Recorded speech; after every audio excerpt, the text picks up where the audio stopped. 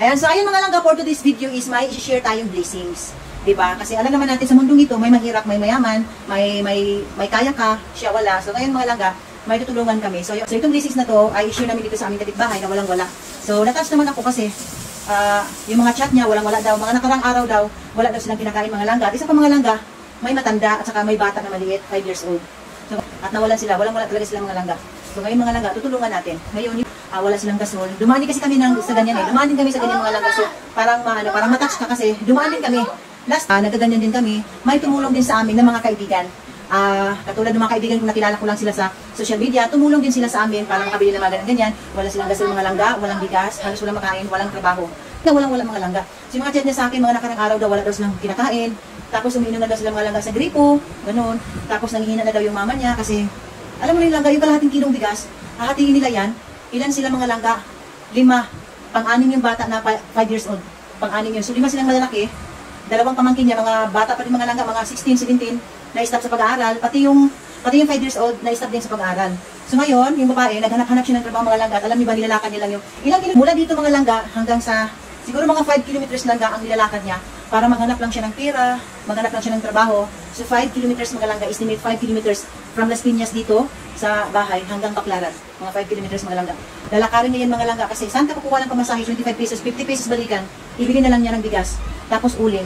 Kasi mga langga, wala sila mga langga eh. So, dumaan din kasi kami sa ganyan. Tapos dati rin, may tinutulungan din kami na ganyan din. Kasi kung kapag meron ka, kung kaya mo, tumulong ka. Pero kung wala, huwag mong pilitin kasi para hindi ka rin mahirapan. Pero blessings din mga langga, blessings. Kasi kahit na dumaan kami sa ganyan mga langga, nakakatulong pa rin kami sa kapwa namin. Kahit mahirap kami, nakakabili naman kami sa pang-araw-araw, nakakain kami pang-araw-araw. May marinig ka na ganyan, walang nakakain. Siyempre, ano yung sikmura mo mga langga? Magkakasakit ka, lalo na yung matanda, mahina na. Kasi wala pang kain. So, kailangan langga na tulungan mo kasi wala eh. Sa akin lang siya nagchat-chat, tapos wala ibang tumulong mga langga, wala siyang maasahan kasi siya yung breadwinner. Yung mama niya matanda na, tapos may 2 pang pamangkin mga langga. Kaya yun, tulungan muna namin siya. Mga langga, ito nga pala ay 10 kilo. Maganda siya na bigas. Maganda to na bigas, ito yung laging niluluto namin dito, malambot siya. So, 10 kilong bigas, tapos may mga groceries dito sa loob, yung mga pinaka-importante kailangan sa loob ng bahay. Ibili nito guys, mga langga ang bumili nito, yung asawa ko at saka yung kaibigan niya rin na Indian din, si Kuya Bura, ayan. Salamat din po. Salamat din kasi may Indian pa rin na tumutulong, di ba? Mga babae kasi mga Indian mga langga, tumutulong yan sila kahit Pilipino ka. Tapos sa kanila, nagtutulungan sila kapag may makikita sila na sobrang hirap na hirap, tinutulungan nila yan para bang yung community nila na magtutulungan sila sa isa't isa. So dito, sinabi ko na ganito ganyan, wala sa pagbayad ng bahay mga langga, wala pagbayad ng ilaw, tubig, so naawa na din yung may-ari, pero wala silang makain. Yung nag-chat siya sa akin, yung mga chat niya, sinasabi ko rin kay Mister, tapos ayun, nag-decide sila na bigyan ng grocery, kaya si Kuya Mura kaya. Ngayon, titignan natin kung ano yung mga pinabili kasi, chinat ko sa kanya kung ano yung mga bilhin mga langga. So, titignan natin mga langga. Langga, may gardenia pa, oh. May gardenia pa yan. May mantika, mga langga. So, binila din nila ng tag-isang pack ng Lucky Me, chicken, and then pancit canton. Tapos may mga dilata mga langga kasi wala silang ready. Hindi na namin kailangan bumili ng mga yung mga frozen foods. Pinala ng mga dilata, which is ito, at pinaka-importante kasi bukas lang, ready to eat na, lalo na yung sardinas, ready to eat na. Ito is niluto nila ito. Kaya bumili kami ng mantika para naman may panggisa sila. Kasi alam ko, walang-wala talaga sila mga langga.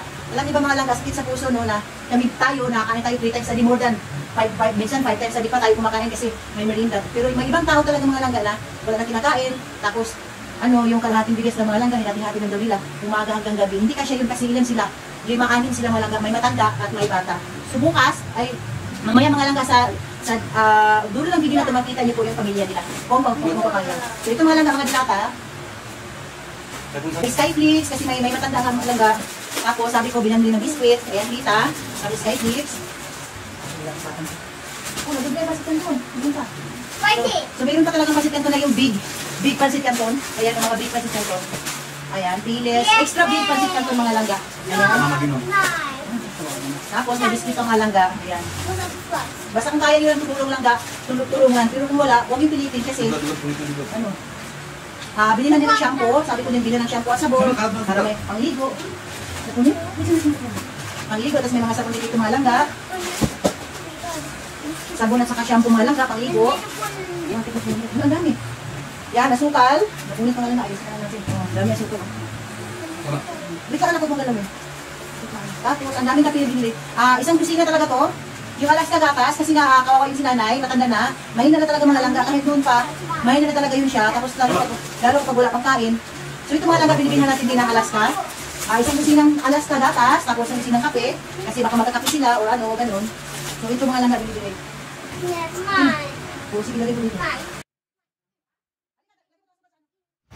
So ito na mga langga is binabalik ko na sa box at ipapatali ko na sa aking mister para ihatid namin doon. So ito nga pala yung pamilya mga langga. Itong nakabulo siya po yung pinaka breadwinner.